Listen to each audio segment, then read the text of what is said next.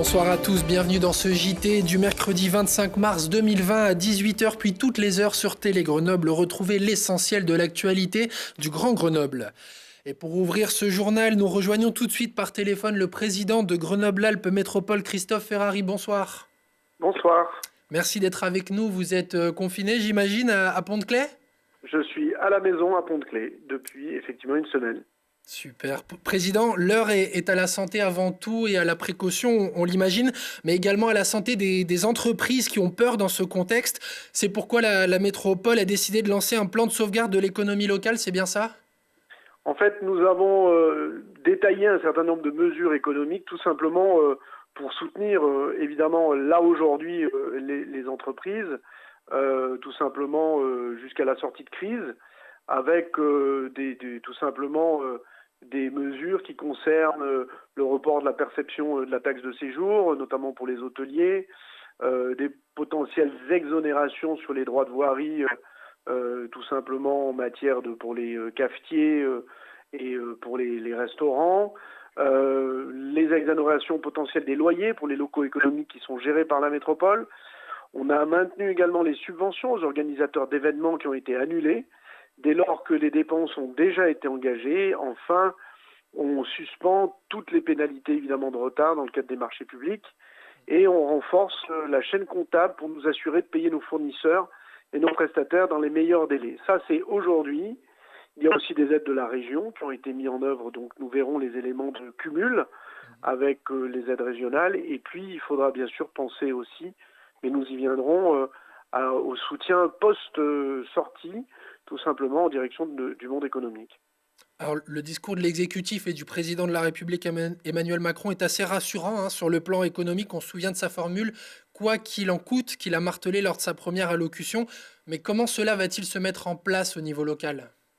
En fait, cette question s'adresse au service de l'État et pas forcément au président de la métropole. Nous sommes à disposition pour qu'il y ait un guichet unique tout simplement d'accueil des entreprises de tout type d'activité. Il ne faut pas multiplier tout simplement les points d'entrée pour les entreprises. Elles ont d'autres choses à faire en ce moment que de passer du temps à savoir qui fera quoi.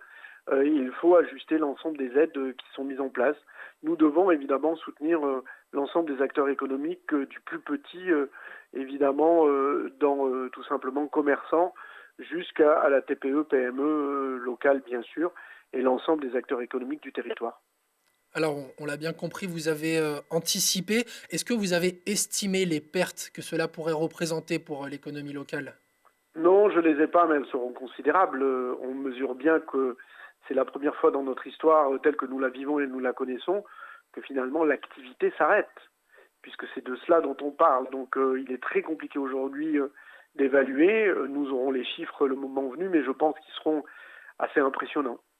Il y a de la crainte et de la peur dans le monde économique de Oui, mettre la clé sous la porte, par exemple, pour certaines entreprises ?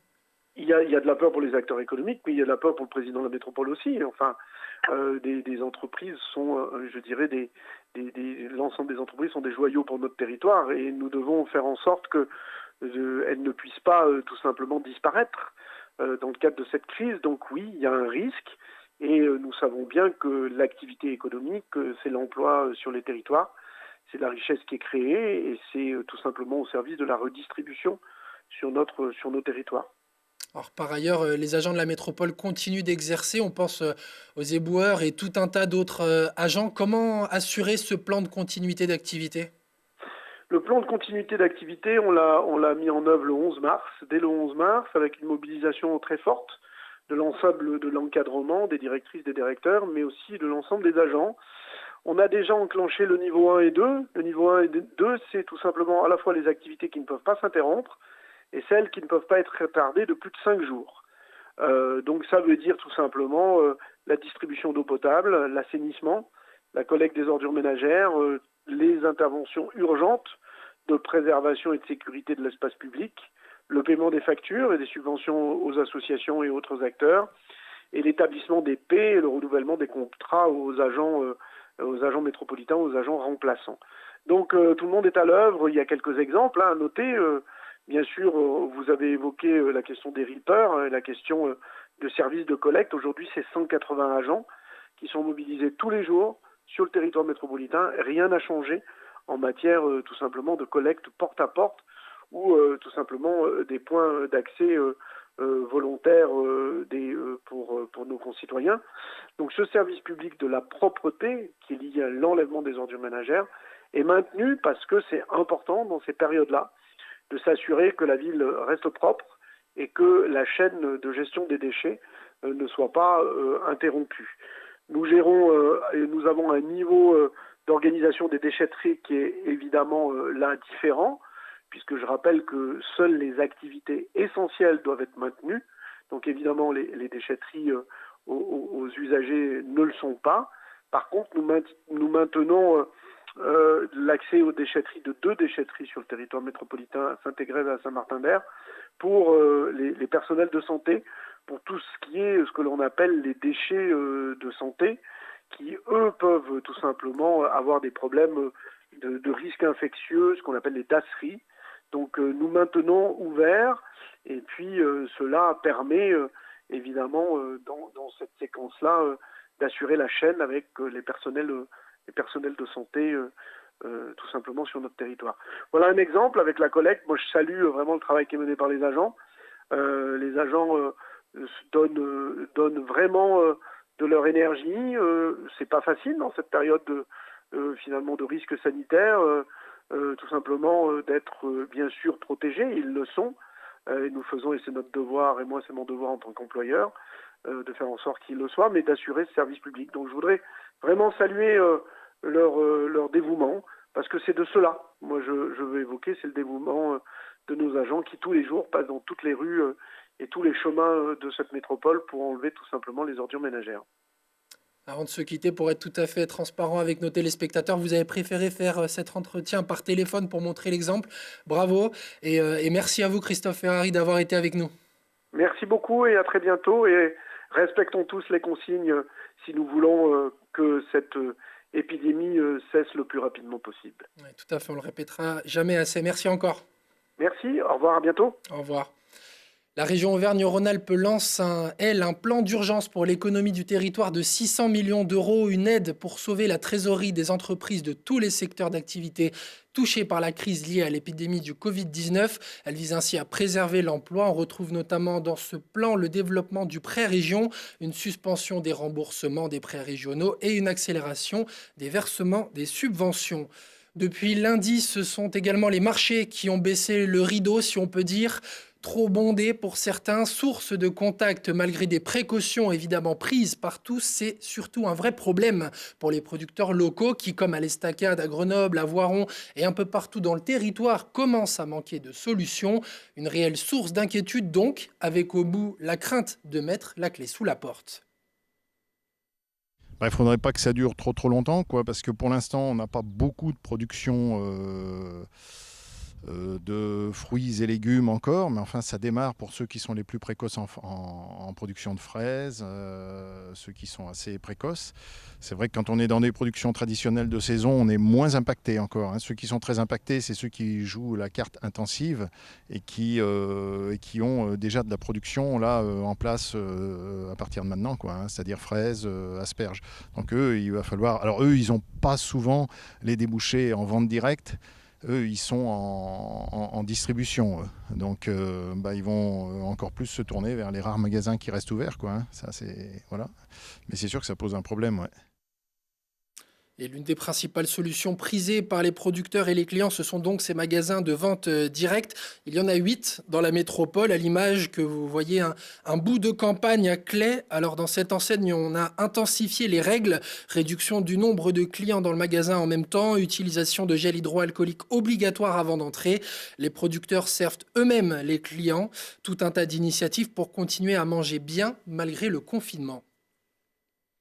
Le maire de Grenoble, Éric Piolle, a par ailleurs annoncé qu'il proposera prochainement au préfet de l'Isère une solution alliant sécurité sanitaire, solidarité de proximité et soutien aux producteurs locaux pour permettre de rouvrir certains marchés. La solidarité envers les plus démunis continue de s'organiser tant bien que mal dans ce contexte difficile quitte à bousculer ses activités. À l'origine, l'association Magdalena 38 à Grenoble propose un repas chaque mercredi aux personnes des rues et s'occupe d'un public de prostituées souvent étrangères pour passer un moment avec elles. Depuis le début de la crise, en accord avec le CCAS et la direction départementale de la cohésion sociale, l'association rattachée au diocèse de Grenoble a décidé d'offrir des repas aux plus nécessiteux du lundi au dimanche, midi et soir. Loïc Cognet. Si le confinement est une épreuve et un moment difficile à passer pour la plupart d'entre nous, cette période d'isolation l'est encore plus pour les personnes dans le besoin, celles qui vivent à la rue ou encore celles qui n'ont pas de quoi se nourrir au quotidien. L'association Magdalena, présente à Grenoble depuis déjà 6 ans, a ainsi décidé d'agir. Et depuis le début de cette période de confinement, ces bénévoles sont là chaque jour du côté de la basilique du Sacré-Cœur pour offrir leur service. On a démarré mercredi dernier. Mercredi dernier, on était une petite cinquantaine de bénéficiaires. Là, je crois qu'on va dépasser largement ce chiffre. On est à plus de 100, 120, je pense, puisque la queue fait presque le tour de la basilique du Sacré-Cœur. Il y a peut-être une inquiétude, mais enfin bon, on est en temps de guerre, je crois savoir. Donc en temps de guerre, il y a besoin de tout le monde. Et si on peut aider, on fait le maximum. L'association est littéralement victime de son succès. Depuis quelques jours, ce sont plus de 100 personnes qui viennent récupérer repas et aliments le matin comme le soir. Au début de la semaine, ça cafouillait un peu, mais après c'est très bien. Très contente de les voir tout le temps. Les gens passaient avant les uns des autres. Maintenant, il y a des numéros, il y a des marquages par terre. Donc c'est très bien, c'est correct. Le repas, ça peut. Et le soir, c'est pareil, c'est le repas. Mais bon, on ne fait pas des grosses réserves, mais bon, on fait quand même de quoi manger. Et à l'heure où tout rassemblement de personnes est interdit pour éviter la propagation du coronavirus, tout ça est bien sûr strictement encadré avec le maximum d'hygiène possible. Oui, le but évidemment c'est de prendre soin des personnes, donc on va éviter à la fois des personnes qui viennent et puis également des bénévoles. Donc on fait le maximum pour éviter les risques de propagation. Alors là, on est parti jusqu'à la fin de la durée du confinement. Il y a quand même d'autres associations qui devraient ouvrir. De nouvelles initiatives donc, qui ne seront pas de trop à l'heure où le confinement s'intensifie et devient plus strict de jour en jour pour enrayer la propagation du virus. Et face à l'afflux toujours plus grand de jour en jour, l'association appelle aux dons et aux bénévoles. Toutes les informations sont à retrouver sur leur site internet www.magdalena38.fr. Les maires de Grenoble, Saint-Martin-d'Hères et Échirolles ont interpellé le ministre de l'Intérieur Christophe Castaner par courrier en début de semaine. Les 3 élus locaux demandent conjointement, face à une recrudescence des comportements pouvant favoriser une propagation plus rapide du virus, un retour au niveau des effectifs de police de 2002. À l'époque, la zone police de Grenoble comptait 120 officiers de police supplémentaires. Depuis, en 2018 et 2019, 68 policiers ont rejoint les rangs dans le cadre de la police de sécurité du quotidien. Toujours trop peu, selon Éric Piolle, David Queiroz et Renzo Sully, qui, dans le contexte actuel, en ont fait part au ministre référent. Et puis pour terminer sur une note positive, les amoureux du FCG pourront prendre encore un peu plus leur mal en patience. Le club de rugby, toujours très imaginatif, a partagé sur ses réseaux ce plateau de jeu. Voilà, que vous voyez à l'écran, c'est un plateau de jeu de loi version Ovalie. Il suffit de l'imprimer chez vous et de le scotcher et de vous munir d'un dé. Et c'est parti de la Pro D2 au top 14 en passant par les victoires et les plaquages. Encore une nouvelle manière de faire passer le temps en compagnie des Rouges et Bleus.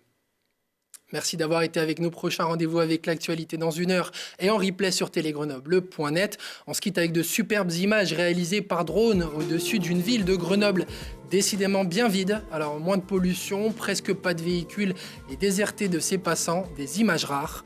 Belle soirée à tous et n'oubliez pas, protégez-vous, restez chez vous.